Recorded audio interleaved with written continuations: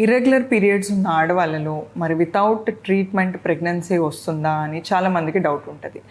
మరి ఇది నిజమేనా అని మనం చూసినట్టయితే పీరియడ్స్ ఎప్పుడైతే ఆడవాళ్ళలో ఇర్రెగ్యులర్గా ఉంటాయో వీళ్ళలో మనకు ఓవులేషన్ అనే ప్రక్రియ, అంటే లైక్ ఫాలికల్ రప్చర్ అయ్యి దాని నుంచి ఎగ్ రిలీజ్ అయ్యే ప్రక్రియ న్యాచురల్గా అవ్వట్లేదు అని అంచనా అనమాట.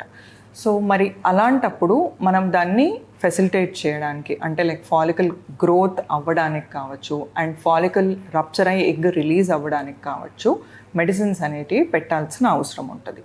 సో వీళ్ళలో మనము అవసరాన్ని బట్టి టాబ్లెట్స్ కావచ్చు, కొంతమందిలో టాబ్లెట్స్ తోటి రెస్పాన్స్ లేకపోతే ఇంజెక్షన్స్ పెట్టాల్సిన అవసరం రావచ్చు. ఎప్పుడైతే మనము ఈ ట్రీట్మెంట్ తీసుకుంటూ ఓవులేషన్ ఇండక్షన్ ద్వారా ప్రెగ్నెన్సీని ప్లాన్ చేస్తామో అప్పుడు మనకు ప్రెగ్నెన్సీ అందడానికి ఛాన్సెస్ బెటర్గా ఉంటాయి. మరి ఇర్రెగ్యులర్ పీరియడ్స్లో ఒట్టి ఓవులేషన్ ఇండక్షన్ తీసుకుంటే సరిపోతుందా, ప్రెగ్నెన్సీ వచ్చేస్తుందా అని మనం చూసినట్టయితే కొంతమందిలో ఈ ఇర్రెగ్యులర్ పీరియడ్స్కి వేరే హార్మోన్స్ కూడా రెస్పాన్సిబుల్ ఉండొచ్చు. ఉదాహరణకు మనం చూసినట్టయితే థైరాయిడ్ హార్మోన్ కంట్రోల్లో లేకపోయినా ఆర్ ప్రొలాక్టిన్ హార్మోన్ కంట్రోల్లో లేకపోయినా కూడా మనకు పీరియడ్స్లో ఇబ్బంది ఉండడానికి ఛాన్స్ ఉంటుంది.